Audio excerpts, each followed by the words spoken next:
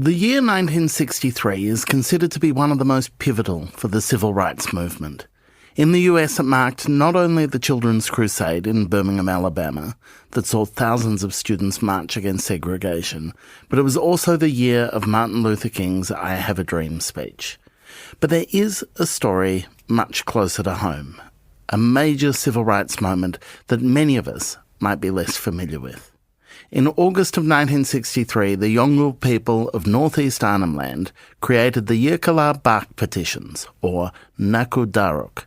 The petitions stated that the land in question has been hunting and food-gathering land for Eureka tribes from time immemorial. It stressed that places sacred to the Eureka people, as well as vital to their livelihood, are in the excised land. These petitions called on the House of Representatives to appoint a committee accompanied by competent interpreters to hear the views of the people of Eureka before permitting the excision of the land for the mine, and to ensure that no arrangements be entered into with any company which will destroy the livelihood and independence of the Eureka people. Dr Clare Wright has documented this momentous and often overlooked piece of history in her new book, Naku Dharuk, The Bark Petitions. It's been described by one academic as officially the first history of the Uluru Statement era, the very messy story of power, subjugation and coexistence.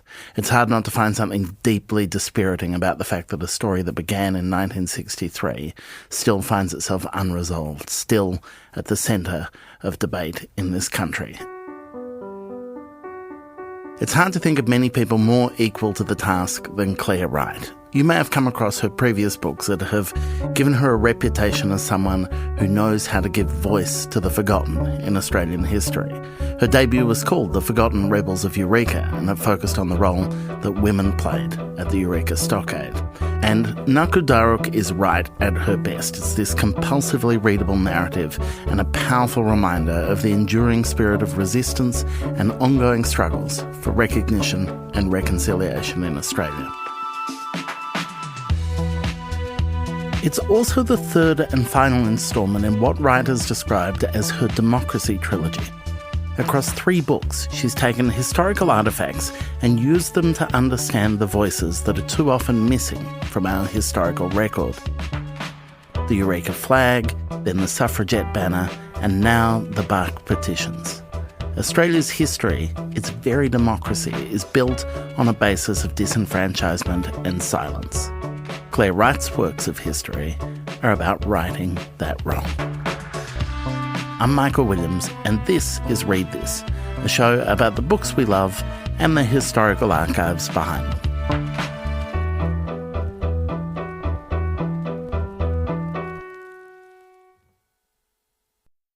Tell me about your first memory of learning Australian history. Oh my, that's going back some way now, ancient history, one would say. Look, that's a high school experience, and the first time a sense of Australian history, what it meant to study it, what I could get out of it, landed with me was in Year 12. And I had a teacher in Year 12 who was the most bland, ordinary potato of a woman who absolutely lit up from inside when she talked about Australian history. And it was something about both that kind of alchemy, the transmogrification that happened in her as a human being when she talked about it, that made me sit up straight and really listen.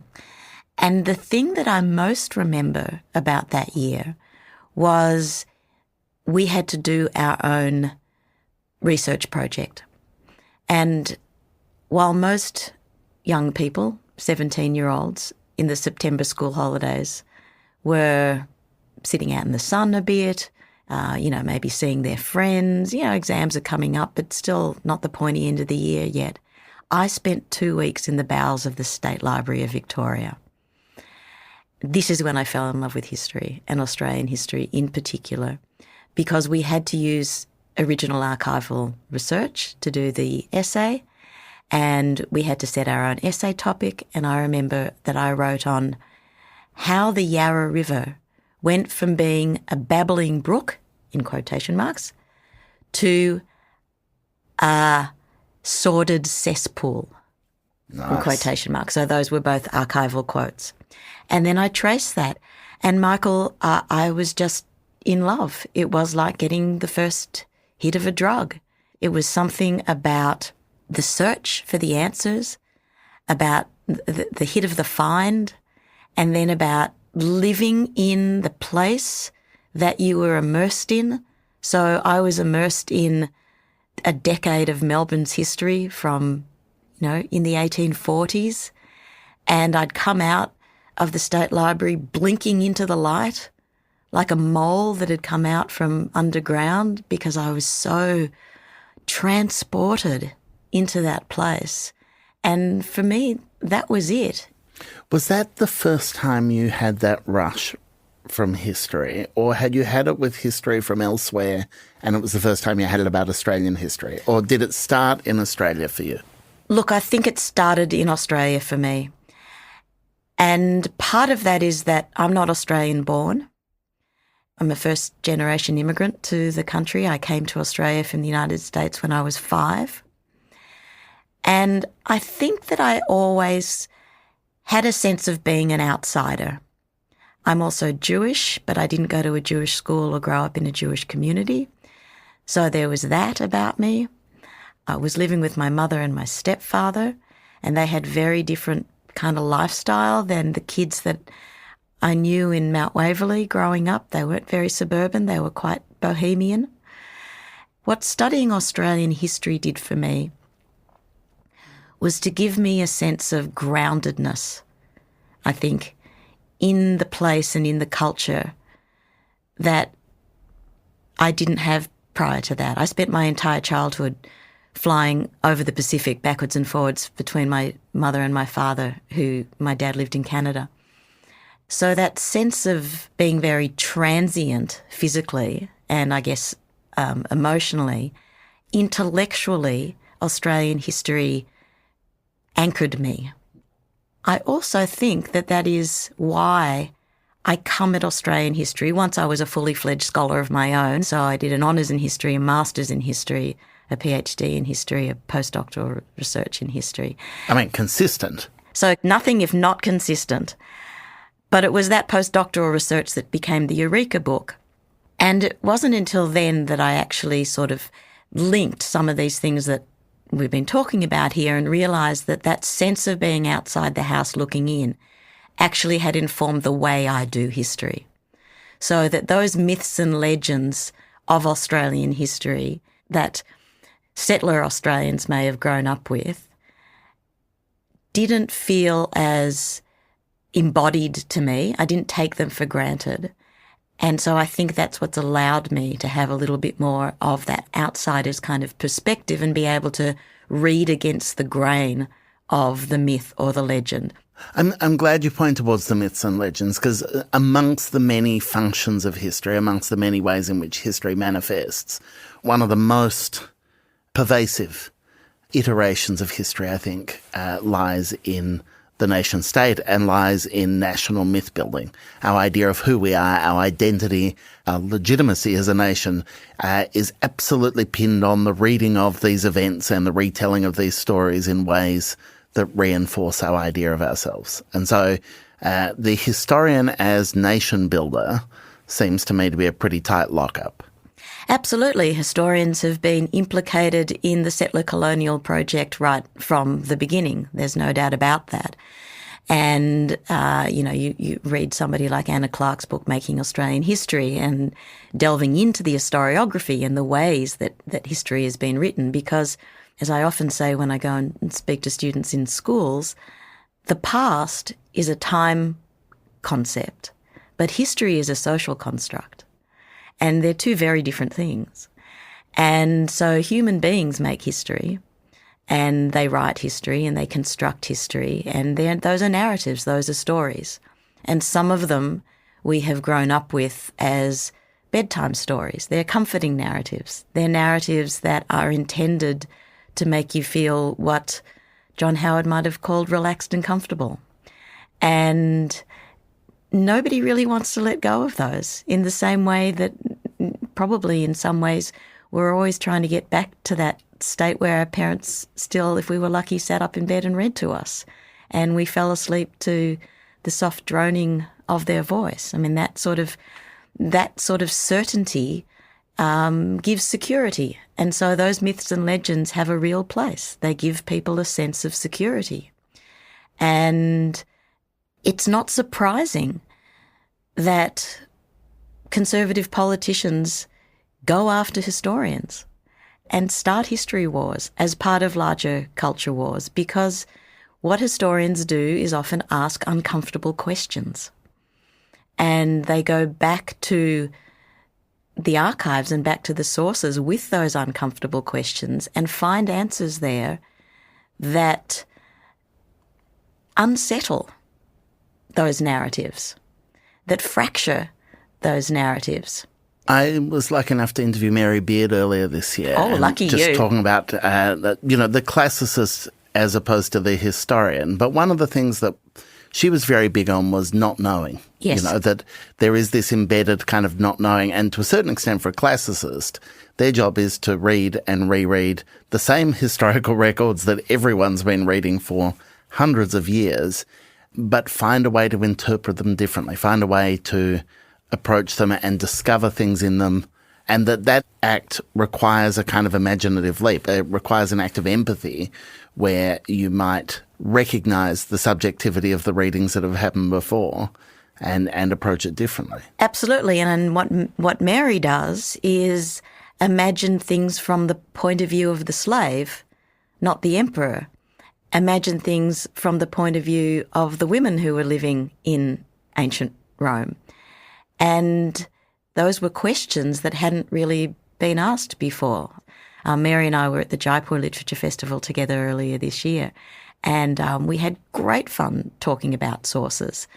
And one of the things that I have with Australian history that Mary doesn't have with the classical sources she goes back to is so many of her sources are actually the narratives that have already been written, whereas I have diaries, letters, newspaper reports, government documents, the things that historians of an earlier period have much more access to.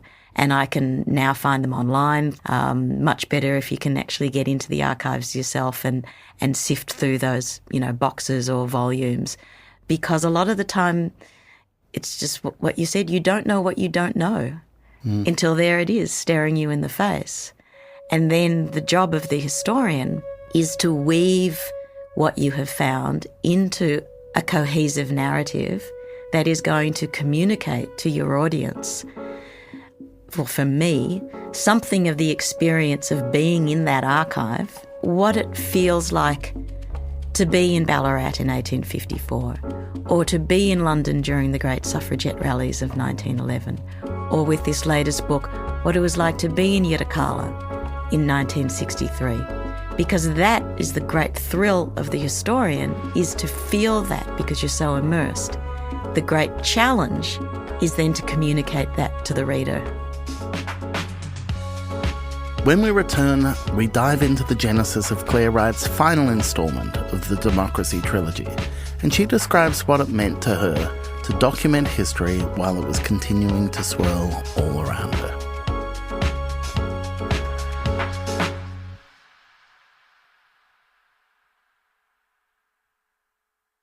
Everyone remembers the first step on the moon. What if it had been the last? This Kingdom of Dust by David Dyer reimagines the moon landing from the eyes of Buzz, stuck on the moon, his wife Joan, trapped on Earth by society's expectations of her, and Aquarius, a journalist compelled to craft a story he doesn't want to write. This Kingdom of Dust reframes what the moon landing meant for all humankind. This Kingdom of Dust is out now. Summer's too short for boring books. You need a conversation starter. Maybe a gripping story of determination and survival from Tim Winton in his latest masterpiece, Juice. Or the Pulitzer Prize-winning author Elizabeth Strout and her novel Tell Me Everything, a story of how relationships keep us afloat. Or maybe you just need to escape to an alternate reality where cats heal patients in Shu Ishida's latest bestseller, We'll Prescribe You a Cat. Keep the conversation going this summer with Penguin Books. I first went to Northeast Arnhem Land with my family in 2010 and was adopted into community after a month or so of my kids going to school with Yolngu kids. And I was adopted into the Yunupingu family. I was actually adopted by Dr G's Yunupingu's fourth wife, who is not a Gulmutch woman, she's a Datawe woman. But that put me in the household of the Yunupingus. And it was years of going backwards and forwards between Melbourne and Northeast Arnhem Land before it occurred to me that that experience, that the massive learning curve that I was on, that the great hospitality and warmth and generosity that the Yolngu people had showed me might become part of my work in any way. And that was when I started talking more about history with people up there. And that's when essentially the invitation to write this book came. One of the things that is at first uncomfortable and then just becomes magical is to be in your own country and to be totally immersed in a people who are not speaking the language that you speak. You might expect that if you go overseas. In fact, you do expect that. And Australians are so privileged in their monolingualism that we understand that if we go to another country, we're likely not going to speak its language. Whereas, Europeans are familiar with many European languages. It was astounding to me, and still is, that in Arnhem Land, English is the fifth language that a Yolngu person will speak. They'll speak 4 different versions of Yolngu Mata and then English. So what I had to learn to do really quickly was shut up and listen. And oh my God, that's a good skill for an historian to learn, Michael. And that humility that is created through that process is, I think, something that is different about this book from my previous works. I've always been very respectful of the archive. I've always said, I write narrative non-fiction. They're written to be read. I want people to race through them. I want people to get to the end of a chapter and want to know what happens next. I want people to be invested in character development. And the archive is what gives you that. I have never made anything up. Doctors make a pact to do no harm. Historians, I think, make a pact with their reader to not make shit up. And yet, this book is the one in which I felt going into it the most amount of responsibility to get things right, to get the tone right, to get the balance and the weight of voices right, to get the sense of bilingualism that is essential to the Bark Petitions themselves, but also the experience of living on country now, and certainly in 1963, the Methodist missionaries who went there all had to learn Yolngu Mata, so they became bilingual. I wanted that to inflect the book.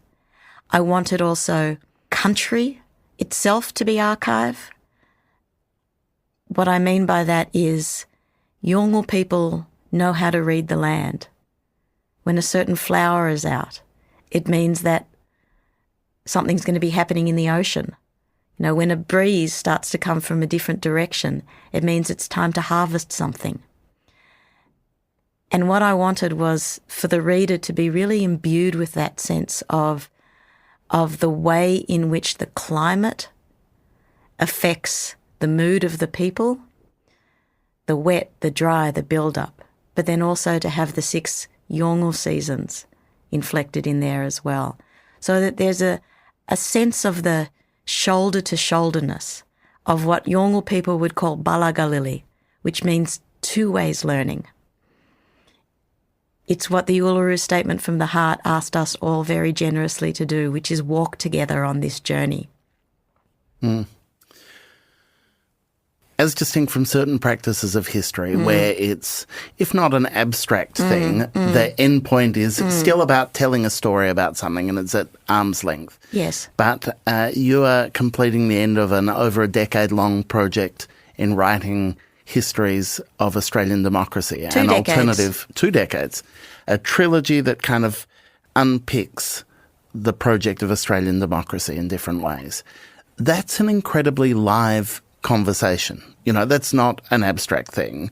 The stuff you write about in Naku Dharuk has very serious present-day implications.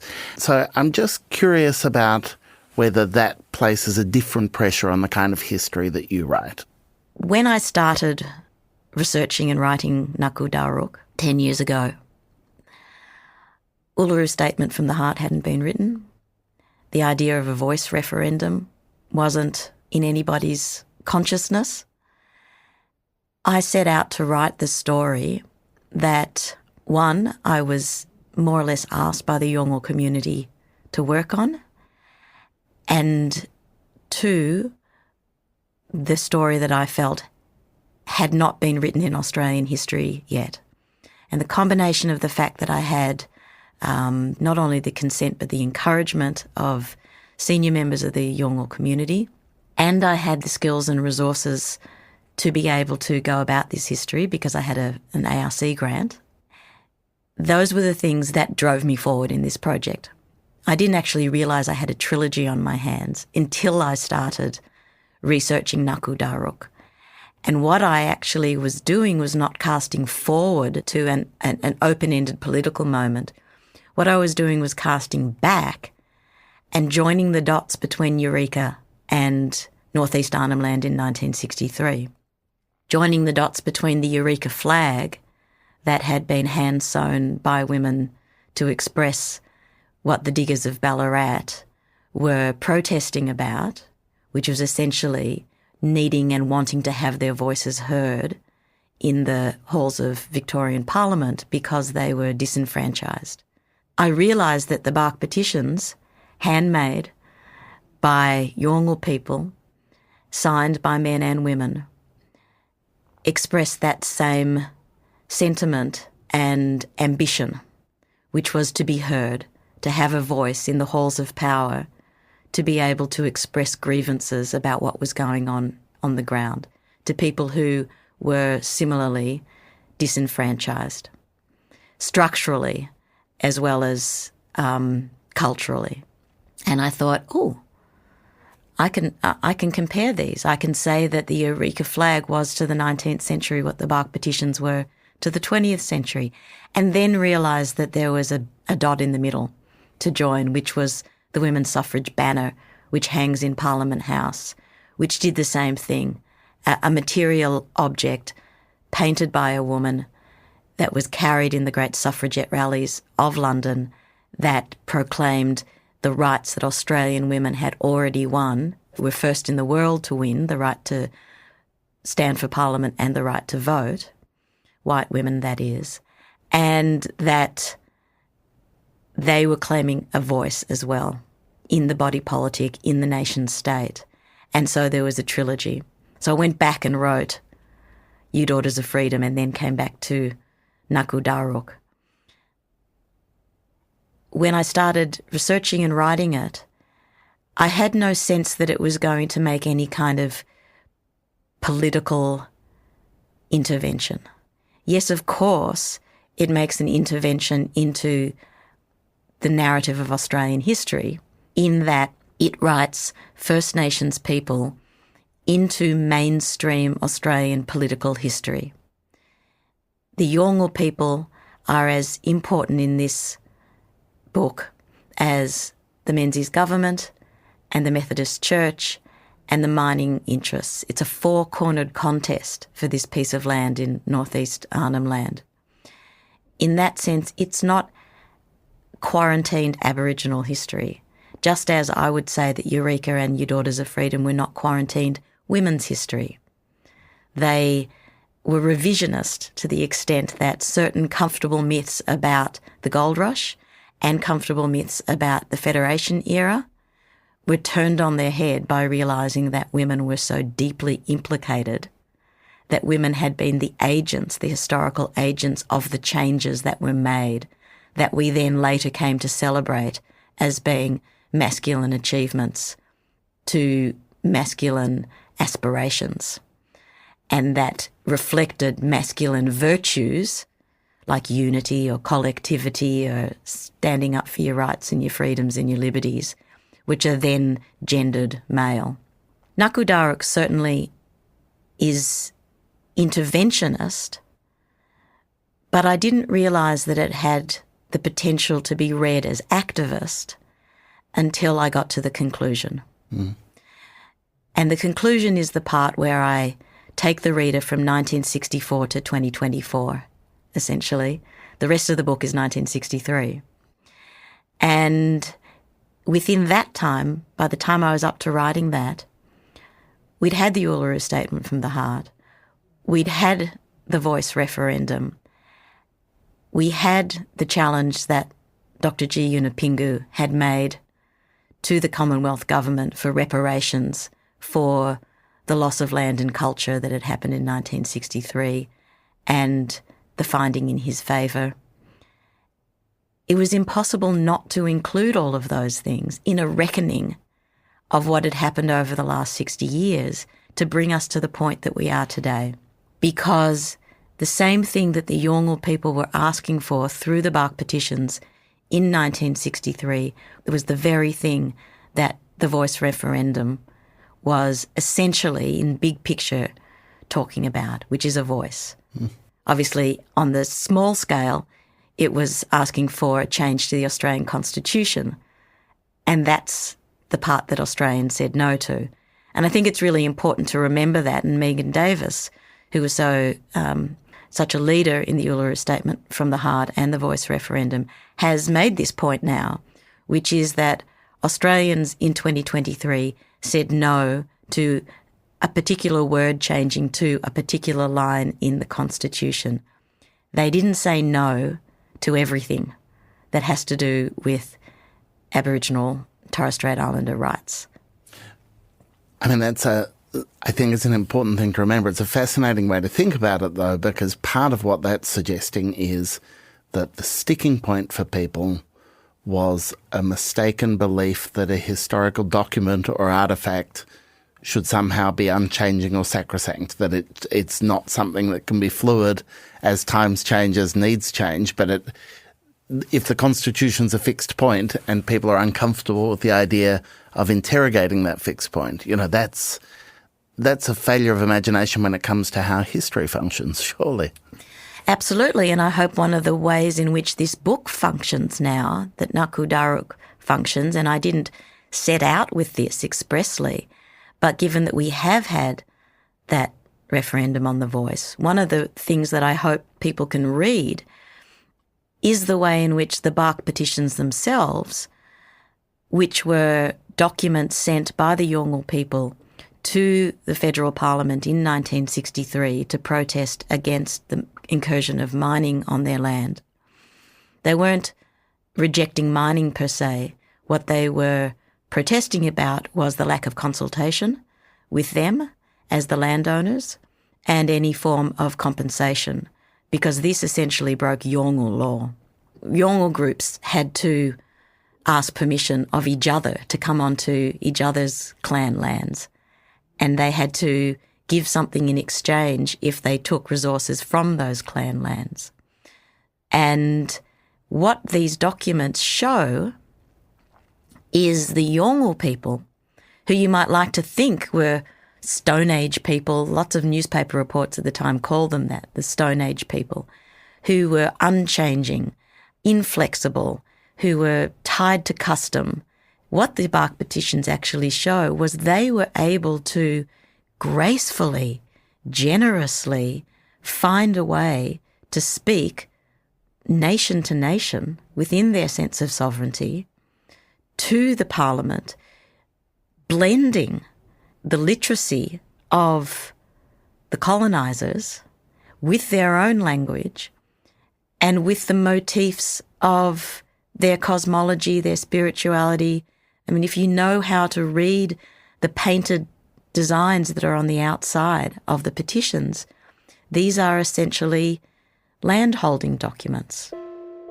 So what I hope when people read this book, reflecting on the voice referendum, is that they might be able to sense that history is not so set in stone, that it's created by bold, innovative moves of empathy, of imagination, of generosity of spirit, of hospitality, and that the Bark Petitions, the Naku, Dharuk, the Yolngu words for them, I think express all of that.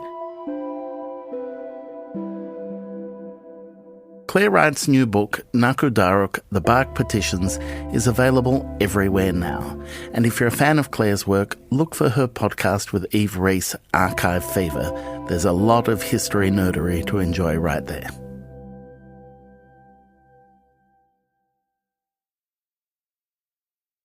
Before we go, I wanted to let you know what I've been reading this week, and fans of Read This will be unsurprised to know that I am rapturous about the new Helen Garner book. Way back in episode 1, when we got to visit Helen at home, she was working on the book that would eventually become The Season, which is out now.